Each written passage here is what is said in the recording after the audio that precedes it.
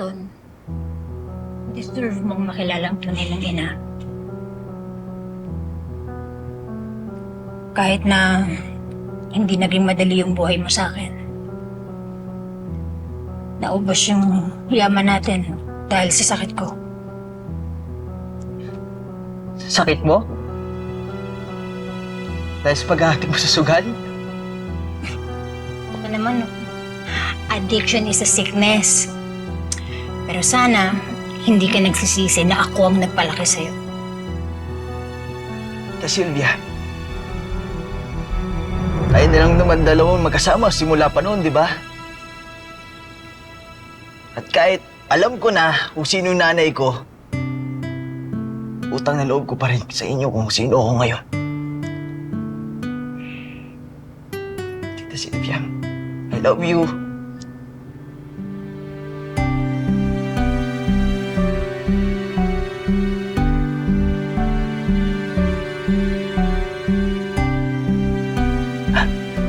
Sylvia, totoo po talaga na anak ko ni Miss Chinchin? Puntahan natin siya bukas, ha? Teka, tawagan ko lang yung mga kaibigan ko. Hello, Rail, Mad. May palita akong malupit. Oo, tol.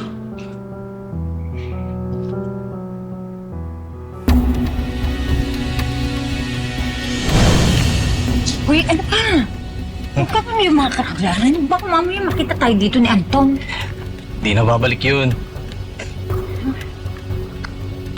Pero, salamat ah. Alam mo, ang galing! Galing mo talagang private investigator eh. Eh lahat, nakakalkal mo. Basta i-memorize mo to. Kailangan tugma lahat ng isasagot mo sa mga katanungan ni Chinchin. Kung anong araw mo, kunwari na pulot, anong oras, saan, at higit sa lahat, yung unicorn charm na palatandaan ni Chinchin sa nawawalan niyang anak.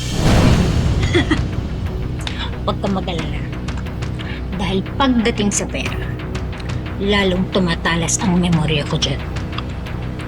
At pag dumating yung araw, na maaambulan ako ng salapi ni Miss Chinchi, sisiguraduhin ko sa'yo, napapaldo ka rin. Yun.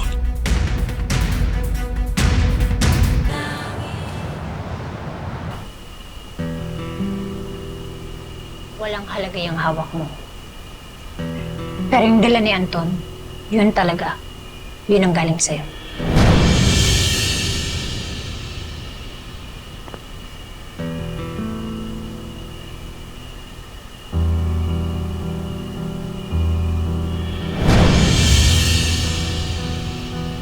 January 15, 2008. Sa labas ng simbahan. Sa bayan ng Baka. Ano oras? Mga alas 3 ng hapon. Nasa loob ng basket. May kumot. At itong unicorn charm na to. Nakakwintas to sa baby.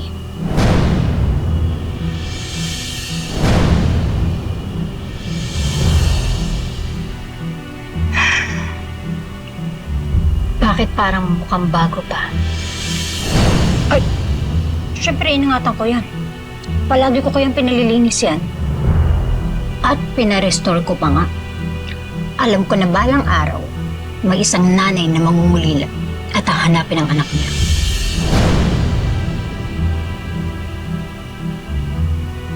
Kaya ang charm na to, yan ang susi.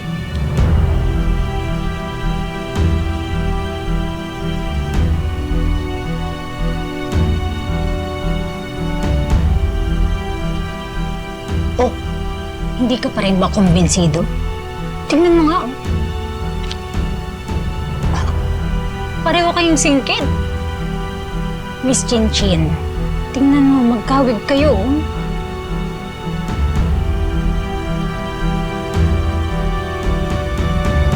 Iho,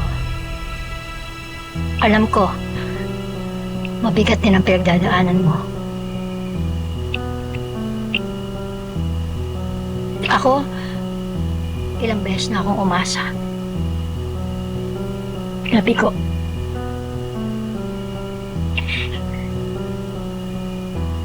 Para sigurado, pwede ba mag-undergo tayo ng DNA test? Ha, teka. Bakit para saan naman yan? Hindi pa ba sapat ito? Itong mga ebidensyang to para maniwala ka na anak mo si Anton? Hindi ikaw ang kinakausap ko.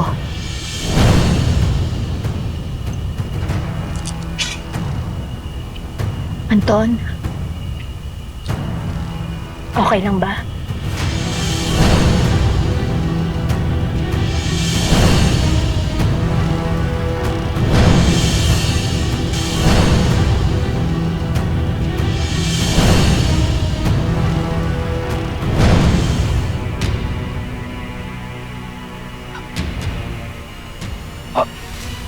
Okay lang po sa akin. Alam mo, magaan ang loob ko sa'yo. Pasensya ka na nung una tayo nakita. Medyo irritable ako. Dahil doon sa girlfriend mo. Sino po? Si Zeph? Oo. Mainit talaga ang dugo ko sa babaeng yun.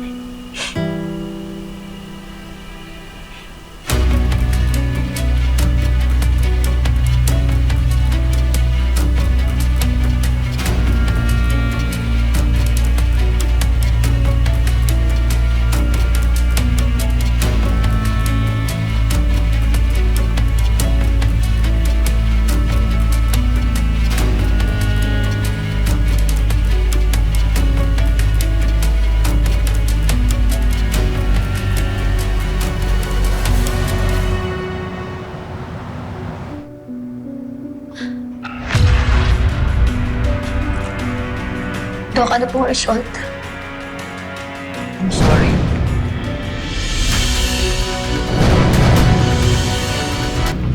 Ano ibig sabihin? No.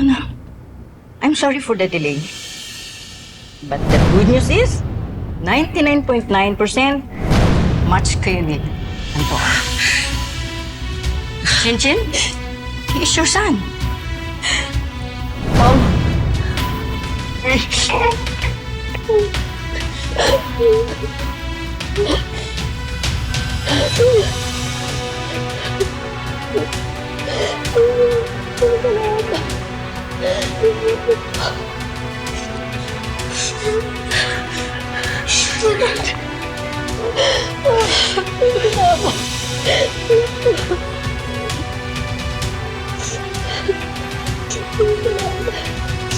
Salamat po, Dok. Salamat po. Salamat. Salamat sa'yo. Can you please excuse us?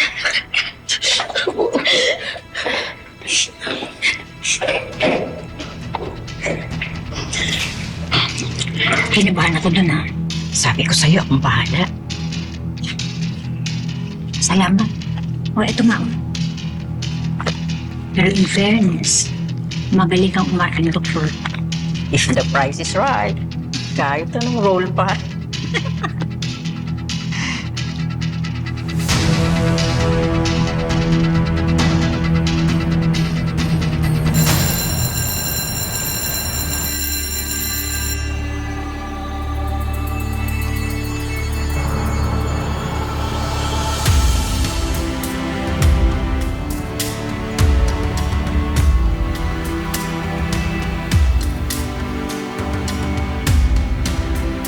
Anak pala ni Miss Chinchin si Anton. Ah, Lost Prince ng Makae.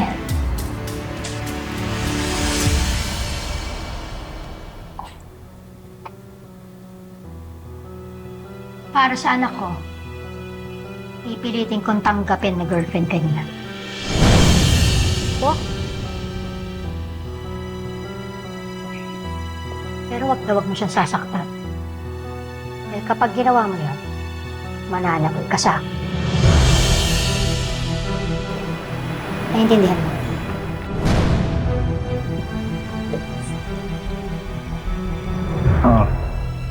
narinig mo mami ko. Lagot ka sa kanya. Pwede ba? Huwag mo akong idami dyan sa mga gimmick mo. Grabe ka sa akin, girlfriend. Hindi mo ako girlfriend. Pwede ba? Oh, teka. Saan ka pupunta? Sasabihin ko kay Miss Chinchin yung totoo. Wag. Sasaktan siya. Eh, bakit ka nagsinungaling?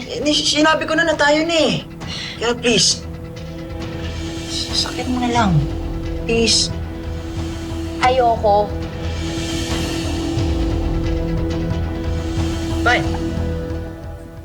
Alang-alang na lang kay Sean. Ba't naman nasama si Sean dito? Dahil sasabihin ko kay mami na wag na siyang tanggalin bilang basketball team captain. If papayag ka na maging big girlfriend ko. Okay ba sa'yo yun?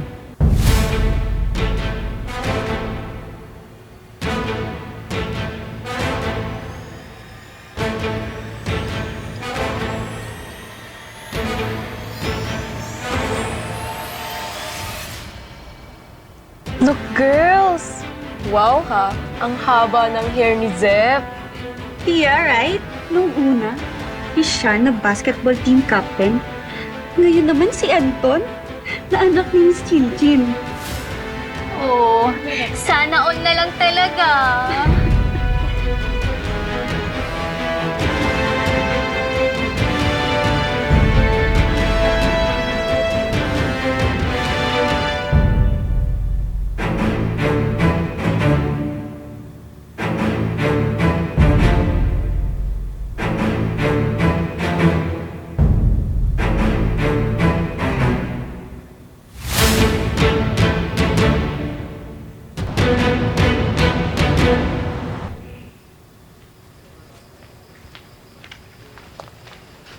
Here, Ma'am. lahat ng mga assessment test na kailangan mong kunin. Since pasang-awa ka last year, kailangan maipasa mo lahat ng yan. Para pwede ka makabalik sa basketball varsity team at makapag-tryout din as team captain. Thank you, Miss Chinchin. Huwag magpasalamat sa akin. Kung ako lang, sa baba ng grades mo, at taas ng standards ng mga ka-A, hindi ka na makakahawak ng bola. Magpasalamat ka kay Anton, sa anak ko. Siya ang nakiusap sa akin. Bigyan ka daw ng isa pang pagkakataon. Ayaw niya naman maging team captain by default dahil lang mahina ang kokote mo. Thank you po ulit sa pagbigay ng second chance.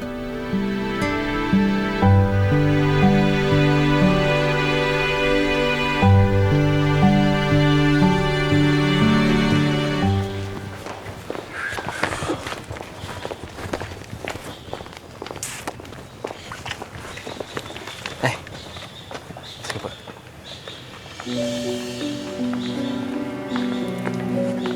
Sean? Anak ka ni Albert Rodente, hindi ba? Opo. Bakit po? Kilala ko ang tunay mong ina. Anong sabi niyo? Kilala ko ang tunay mong ina. Alam ko kung saan ka galing, Sean.